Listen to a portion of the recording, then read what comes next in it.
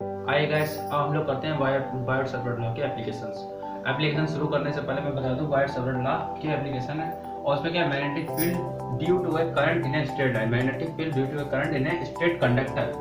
जो magnetic field है वो जो स्टेट कंडक्टर होगा उसमें जो फ्लो हो रहा है उसकी वहाँ पर मैग्नेटिक फील्ड पता करनी है। तो हमें पता होना चाहिए कि इसमें कितने पॉइंट होंगे और इसके 3 पॉइंट हम लोग पता करेंगे। ठीक है, 3। तो पहला पॉइंट होगा कंडक्टर इन इन्फिनिटी चार्ज। क्या होगा? कंडक्टर सही से बोल देते हैं क्या होगा? कंडक्टर ऑफ इनफाइनाइट लेंथ का ले लेंगे, infinite conductor on infinite charge या इनफाइनाइट लेंथ ही बोल देते हैं, इनफाइनाइट लेंथ का होगा। तो लिख लेते हैं कंडक्टर ऑन इनफाइनाइट लेंथ। पहला मानते हैं, ये मान लेते हैं इसको। देखिए कंडक्टर इन ए इनफाइनाइट बोल दें, इनफाइनाइट चलेगा, इनफाइनाइट लेंथ। ठीक है, ये हो जाएगा, ये कंडक्टर है। ठीक है, ये कंडक्टर हो गया। अब हम लोग कर लेते हैं इनफाइनाइट ही लिख दिया हमने क्या? इनफाइनाइट। तो हमें मालूम है इनफाइनाइट में क्या होगा। हम मान लेते हैं कोई स्टेट की बात कर रहे हैं तो एक लंबा सा वायर ले लेते हैं, बहुत ज़्यादा लंबा। ऐसा क्या बोल रहे हैं वैसा अप्लाई करते हैं, लंबा वायर ले लीजिए। ठीक है, इसे मान लिया x, इसे मान लिया y। ठीक है, अब मान लेते हैं इस पे पॉइंट P यहाँ पर है जो कि इस पर परपेंडिकुलर पड़ रहा है। पॉइंट P जो है वो इस पर परपेंडिकुलर हो रहा है, मान लिया हमने परपेंडिकुलर कर दिया। ठीक है, अब इनके साइड्स को उसको जोड़ देते हैं। चलो ठीक है। अब मान लेते हैं कि यहाँ पर एक जो इसका परपेंडिकुलर साइड यहाँ पर भी पॉइंट हो और यहाँ पर भी पॉइंट हो, उस पर तो इससे परपेंडिकुलर से मिला देते हैं।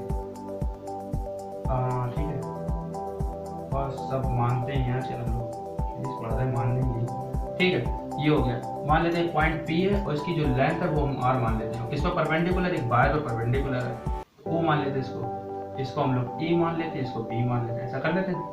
ठीक है, पॉइंट्स को कुछ ना कुछ मान लेते हैं। मान लेते हैं इसकी डिस्टेंस के बीच में वो DL हो, पहले ही बता देते हैं। इसका एंगल L1 हो जाएगा, ये L मान लेते हैं। इसका एंगल L, इसको L2 मान लेंगे, ऐसे कुछ मान लेते हैं। चलो पहले मानते हैं इसको हम L मान लेते हैं। किसको? L मान लेते हैं। सॉरी, L क्या होता है? अल्फा मान लेते हैं। अल्फा मान लिया। ठीक है, और इस एंगल को हम मान लेते हैं अल्फा 1। ठीक है, इसको फिर अल्फा 2 मान लेते हैं। और इसी तरीके से ये अल्फा जो बीच में गैप होगा, जो बीच में गैप, इसको बोलेंगे डी अल्फा। ठीक है, तो डी अल्फा बोलेंगे। ये मालूम पड़ रहा है कौन कौन सा एंगल है। हम मान लेते हैं इसकी डी अल्फा है, उसकी डिस्टेंस जो है वो DL मान लेते हैं। इतनी की डिस्टेंस क्या है? DL है। और ए और बी के बीच की डिस्टेंस मान लेते हैं L है। सॉरी, ए से 0 के बीच की डिस्टेंस L मान लेते हैं। इतनी बात क्लियर होगी। यहाँ से यहाँ तक की डिस्टेंस क्या होगी? R होगी। ठीक है, ये हमारा डायग्राम है, ये बना लिया। अब इसी को हम लोग लेट करेंगे। कैसे लेट करेंगे वो पढ़ते हैं। चलो लेट करना शुरू करें। तो पहले कंसीडर से शुरुआत करते हैं। कंसीडर करिए, कंसीडर। ठीक है, कंसीडर शुरू करते हैं। तो मान लेते हैं एक लॉन्ग स्ट्रेट कंडक्टर है XY। तो एक लॉन्ग स्ट्रेट कंडक्टर XY है, इस पर करंट कैरी कर रहा है I। तो लिखिए ए लॉन्ग स्ट्रेट वायर या कंडक्टर, स्ट्रेट कंडक्टर बोल देते हैं। कंडक्टर लिखिए लॉन्ग स्ट्रेट कंडक्टर X और Y है। XY लाइन है, XY बोल रहे हैं इसको, XY है जो कि करंट को कैरी कर रहा है। देखिए कैरी करंट, इसमें करंट बता देते हैं, करंट भी चल रहा होगा। करंट I कैरी कर रहा है, कैरी करंट I। ठीक है, मान लिया हमने किसी बात को।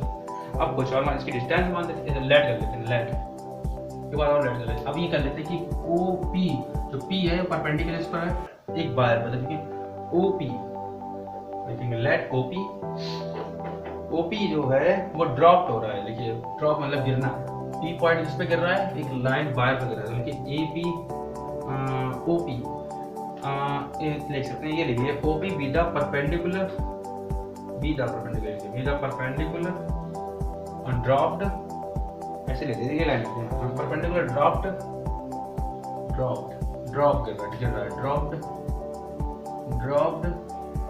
फ्रॉम ये लिखे फ्रॉम लिखे, हाँ फ्रॉम पॉइंट पी, कहाँ से गिर रहा है, पॉइंट पी से गिर रहा है, किस पे गिर रहा है, वायर पर गिर रहा है, ऑन द वायर, ये बात हो गई, ऑन द वायर हो गया।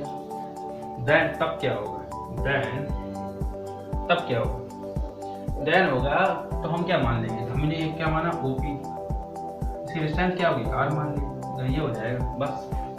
अब एक लाइन हम लिख लेते हैं, लाइन क्या लिखना है, कंसीडर, इसको कंसीडर कर लेते हैं, छोटा सा भाग है, रिलेट करिए, कंसीडर करिए, कंसीडर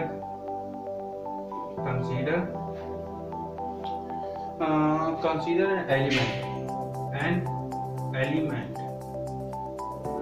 क्या है, डीएल है, consider an element DL, DL क्या बोल सकते हैं, कंसीडर क्या एलिमेंट कंसीडर करना है, किसका होगा ये बताना पड़ेगा, डीएल नहीं बोल सकते, डीएल नहीं बोल सकते, तो हमारे पास ए भी करेंगे, ई और बी एलिमेंट कंसीडर कर लेते हैं और मान लेते हैं ए भी कंसीडर कर लिए, ऑफ द लेंथ, उसकी लेंथ क्या होगी ये बता देते हैं, ऑफ द लेंथ, लेंथ क्या हो सकती है, ठीक है, लेंथ बोल देते हैं डीएल है, इसकी लेंथ कितनी है, डीएल है। अब क्या करेंगे, किसकी है ये तो बता दो, लेंथ डीएल है ऑफ वायर, और फ्रॉम डिस्टेंस, एट डिस्टेंस बोल देते हैं, at distance L, at distance, distance बोलिए, डिस्टेंस एल फ्रॉम ओ से, पॉइंट ओ का मतलब वो ही हो गया, ठीक, फ्रॉम ओ से, ठीक है, इतनी बात हो गई, ये बात कंप्लीट हो गई। अब आगे करते हैं इसको, अकॉर्डिंग हम इसको मिटा देते हैं इतनी लैंग्वेज में। अब देखिए according to the wire server, इसको वर्टिकल एक्सप्रेशन कर देते हैं, देखिए according to the wire server, according to wire server law, इसे डैश कर देते हैं, हम लोग को पता है वायर सर्वर लॉ क्या है, डी वी, ठीक है, mu upon 4 P naught upon 4 pi E है, और आइडियल क्या है, ideal sine theta upon R square, यही है, आर स्क्वायर क्या है, आइडियल वाला लिखते हैं, दूसरा किसे लिखते हैं, आइडियल पहले इसको लिखते हैं, आइडियल क्रॉस आई वेक्टर, और आई क्रॉस की बात है तो हम क्यू हो जाता है, वेक्टर क्रॉस, ठीक है।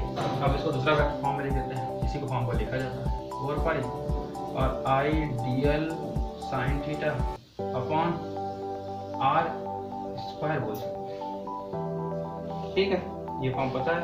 अब लिखिएगा मैग्नीट्यूड ऑफ द, मैग्नीट्यूड ही बोले ना, magnitude of the magnetic field of the, magnitude of the magnetic field,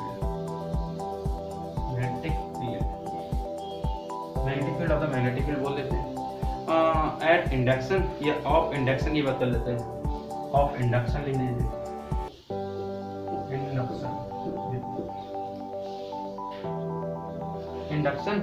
induction बोल लेते हैं ड्यू टू इंटायर क्या बोल सकते हैं, due to entire conductor will भी बोल दीजिए, इंटायर कंडक्टर विल भी बोल, कितनी सी बात हो। अब इसको क्या करेंगे, प्रूफ करेंगे, इसको मिटा देते फटाफट, कहाँ है आ जाओ, इसको मिटा देते, इतना आपको पता चल गया और इतना याद रखिएगा, फिर इसको हम आगे पुट कर देंगे, हालांकि मुझे तो याद ही हो। अब क्या करेंगे, हम लोग मान लेते हैं बी, वेक्टर बी, अब इसकी हमने जब बात की है म्यू नॉट अपॉन 4 पाई, तो उसको इंटीग्रेट करेंगे, यहाँ पर मैग्नीट्यूड दिखाएंगे, इसका इंटीग्रेट कर देते हैं, और कहाँ के लिए करेंगे, एक्स और वाई के लिए कर देंगे, ठीक है। और हम लोग के अंदर रखेंगे सब कुछ वही रहेगा, साइन थीटा और डीएल अपॉन आर स्क्वायर, ये रहेगा। और हमें चाहिए साइन की वैल्यू, तो फ्रॉम फिगर से देखेंगे, फ्रॉम फिगर से देखेंगे, फिगर से क्या देखेंगे, हमें मालूम है, हम लोग एक एंगल देख लेंगे, छोटा सा एंगल, हमें यहाँ पर एल की वैल्यू पता है इतने में, यहाँ पे आर की वैल्यू, एंगल अल्फा देख लेते हैं, ठीक है, एंगल अल्फा, मान लीजिए यहाँ पर एंगल बनेगा थीटा हो सकता है, ठीक है, तो एंगल अल्फा कैसे बनाएंगे, ठीक है, शुरू करते हैं। तो एंगल अल्फा बनाने के लिए क्या करते हैं, हमें मालूम tan अल्फा, tan अल्फा क्या होता है, क्या हो सकता है, एल अपॉन, हाँ परपेंडिकुलर अपन आपको बेस होता है, तो एल अपॉन आर हो जाएगा, ये हो जाएगा, हमें tan अल्फा चाहिए, और एल अपॉन आर, एल बराबर क्या हो गया, tan alpha R tan alpha हो जाता है। ठीक है, ये भी पता चल गया हमें।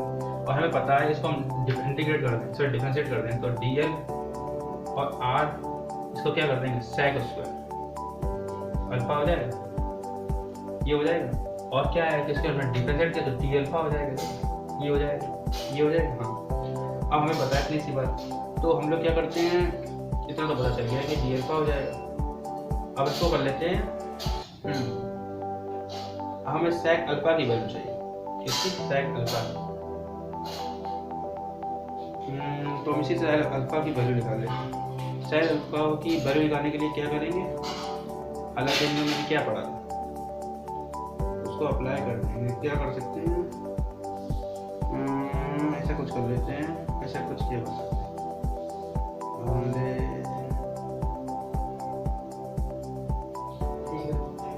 ये लिख रहा है डीएल वैल्यू इतनी है, ठीक है। तो हम लोग क्या कर लेंगे, और से कैंसिल हो जाएगा, नहीं है हम चाहिए सेक अल्फा की वैल्यू चाहिए, और हम इसे एक सेक की वैल्यू निकालनी पड़ेगी। तो डी अल्फा से निकाल लेते हैं, इसको सॉल्व कर लेते हैं, वहाँ देख लेते हैं। तो क्या हो जाएगा, सेक अल्फा स्क्वायर कैसे हो जाएगा, सेक अल्फा की बराबर हो जाएगा। फिगर से देखेंगे सेक अल्फा आर अपॉन जितना कैपिटल आर आ जाएगा, small r upon capital r आ जाएगा। देखो स्मॉल आर कैपिटल आर के लिए सेक उसका निकालने के लिए हमें मालूम पड़ गया इतनी वैल्यू, ठीक है। ये पता है डीएल का, तो हम मान लेते हैं यहाँ पर इसकी डिस्टेंस यहाँ से आर होगी, ठीक है। यहाँ से यहाँ तक की डिस्टेंस क्या होगी, आर मान लेते हैं। चलिए हो गई, पर ऐसे थोड़ा बड़ा बनाइएगा, इसको आर मान लेते हैं। जब इसको आर मान लेंगे तो यहाँ से हम निकाल लेंगे क्या, हाँ अब लिख रहेगा, क्या लिखा होता है, कैपिटल ऊपर से ले लेंगे, ठीक है। तो सेक के लिए क्या होता है, कॉस के लिए होता है पीवीपी, तो बेस अपॉन हाइपोटेनस। सेक के लिए क्या होगा, हाइपोटेनस अपॉन बेस, ठीक है। ये लिखा जाएगा हाइपोटेनस अपॉन बेस हो जाएगा। अब क्या करते हैं, अब इसी को सॉल्व कर लेते हैं। हमें ये मालूम पड़ गया है, हम स्मॉल आर निकाल लेते हैं। स्मॉल आर बराबर क्या हो जाएगा, कैपिटल आर सेक, दिख रहा है, हाँ दिख रहा है, सेक अल्फा हो जाएगा, ये आ जाएगा। अब इससे क्या करेंगे, हमें इतना मालूम है। अब इसको निकालने के लिए हमें मालूम थीटा है, ये भी हटा देंगे यहाँ से, और अल्फा है। अगर अल्फा थीटा निकालेंगे तो क्या हो जाएगा, अल्फा बराबर हो जाएगा 90 माइनस अल्फा हो जाएगा, ये हो जाएगा, दैट इज इक्वल। अब आगे सॉल्व करते हैं, और देखिए यहाँ पर हमें वैल्यू किसकी चाहिए, सबको सेक अल्फा की वैल्यू मालूम पड़ गई, तो यहाँ रखिएगा इसको बचाकर, और 90 माइनस अल्फा हो जाएगा। जो मान लेते हैं 90 theta equal to 90 minus alpha, हमें चाहिए साइन थीटा। साइन थीटा बराबर क्या हो जाएगा, साइन थीटा की वैल्यू निकालेंगे यहाँ पर। साइन अल्फा अगर हम रखेंगे अल्फा, तो 90 माइनस अल्फा ये हो जाएगा कॉस अल्फा हो जाएगा, इतनी वैल्यू लिख रहा है ये। अब आगे सॉल्व करते हैं इसको। अब हम क्या करेंगे, इस वैल्यू को उठा के क्वेश्चन फर्स्ट में इसी फर्स्ट मान लेते हैं, क्या करना है, इसको नहीं पता था इसी फर्स्ट मान लेते हैं, या फर्स्ट क्या मानते हैं बोल देते हैं, क्वेश्चन रख देते हैं, इसी को सब उठा के रख देंगे। क्या रखेंगे, इसकी वैल्यू उठा के रखेंगे यहाँ पर। तो d इक्वल टू हो जाएगा म्यू नॉट अपॉन 4 पाई, और ये आएंगे x अपॉन वाई, और साइन थीटा की वैल्यू कॉस अल्फा, ये हो गया, साइन थीटा बराबर कॉस अल्फा हो गया। और कॉस क्या बोल सकते हैं, ये बोल सकते हैं, हाँ कॉस अल्फा, और हमें मालूम है साइन थीटा बराबर कॉस अल्फा, आर बराबर आ गया था, ये करके चलते हैं पीछे से, और हमें पता है पीछे की वैल्यू लिखी थी हमने, डी एल बराबर लिखा रहा था R sec square alpha D alpha upon लिखा रहा था आर की वैल्यू थी स्मॉल आर बराबर क्या था, स्मॉल आर बराबर लिखा रहा था capital R sec square alpha, ठीक है। इसको बटा सेक स्क्वायर अल्फा लिखा था, स्क्वायर लिखा अल्फा था, ठीक है। और स्क्वायर है तो इसको capital R square sec square sorry alpha sec square square direct cancel, और ये स्क्वायर है जिससे बाहर कट जाएगा, तो बचेगा क्या, ये लिखिए फटाफट यहाँ पर, जो बचेगा यहाँ पर पकड़ बचेगा ये बी इक्वल टू हो जाएगा म्यू नॉट अपॉन 4 पाई, इसमें से क्या बचेगा, एक आर बचा है, तो इंटीग्रेशन एक्स और वाई के बीच में आ गया, और यहाँ पर बचा है cos alpha D alpha upon capital are capital R को बाहर कर देंगे और कॉस अल्फा कर देंगे, कैपिटल आर हम यहाँ से बाहर कर देते हैं, आप लोग नेक्स्ट स्टेप में कर लीजिएगा। कैपिटल आर बाहर आ गए, अब इसको करेंगे कैश, कॉस अल्फा के लिए क्या होता है साइन हो जाता है, तो 4 पाई आर, और ये साइन के लिए होगा साइन थीटा एक्स और वाई के टर्म में आ गया, इतना आ गया। तो आप क्या करेंगे, साइन थीटा एक्स और वाई के टर्म में आ जाएगा, ये मान लीजिए इसे आगे सॉल्व करते हैं। सॉल्व क्या करना है, यहीं पे वैल्यू रख देते हैं और हमें यहाँ पर लिमिट चेंज करनी पड़ेगी। लिमिट गड़बड़ कर दी हमने। जब लिमिट चेंज हो रही थी तो लिमिट भी हमारे यहाँ से चेंज हो जाएगी। यहाँ पर लिमिट रख लीजिएगा पहले। उससे पहले जब हमने इक्वेशन क्या माना था, फ्रॉम इक्वेशन जिसकी इक्वेशन फर्स्ट लिखा था, जब हमने वैल्यू पुटअप की थी, जब हम वैल्यू पुटअप कर रहे थे तब यहाँ पर एक लिमिट हो जाएगी, अल्फा 1 से अल्फा 2 तक पहुँच जाएगी। ये मान लीजिएगा अल्फा 1 से अल्फा 2 तक लिमिट ये रहेगी, एक्स वाई की तो खत्म हो जाएगी यहाँ पर। और अल्फा 1 से अल्फा 2 इसी मान लेते, इसे कोई लिमिट मान दी जाएगी। और हाँ, एक बात और भी याद रखनी पड़ेगी, क्योंकि अल्फा 1 नीचे है तो अल्फा 1 माइनस का होगा यहाँ पर। ठीक है, यहाँ पर लिमिट रखिए, ऐसी भी लिमिट लगा लीजिएगा। वहाँ से कहाँ से हम बता देंगे। ये लिखा गया है कि वैल्यू b = 3 μ0/5 लिमिट यहाँ से मान लीजिएगा, यहाँ मान लीजिएगा फ्रॉम इक्वेशन फर्स्ट जहाँ लिखा था, हमने इसको मिटा रहा था, जहाँ इक्वेशन फर्स्ट लिख के सॉल्व किया है वहाँ पर ये वैल्यू रखी थी, तो वहाँ पर वैल्यू ये होगी जहाँ हमने लिखा रहा था। इसके बाद अभी बता देते हैं, ये बताया था, ये लिखा था sin 90 माइनस अल्फा और cos अल्फा। ये वैल्यू क्या है, इसके बाद जो सॉल्यूशन होगा वहाँ पर ये लिमिट रख लीजिएगा, ये लिमिट। ठीक, अब ये क्या हो जाएगा, अल्फा हो जाएगा। अब हम क्या करेंगे, अल्फा -1 और अल्फा 2 को रख देंगे यहाँ पर। ठीक है, अल्फा -1 और अल्फा 2 रख दिए जाएंगे, तो μ0/4πr इसमें आ जाएगा साइन, बोल दीजिए साइन अल्फा 2 माइनस, ये माइनस बाहर आ जाएगा, प्लस का हो जाएगा साइन अल्फा 1, ये वैल्यू आ जाएगी आपकी, ये आ जाएगा b बराबर, सॉरी ये b बराबर आ जाएगा। ये आपका सॉल्यूशन हो गया अभी यहाँ पर पहला पॉइंट। ठीक है।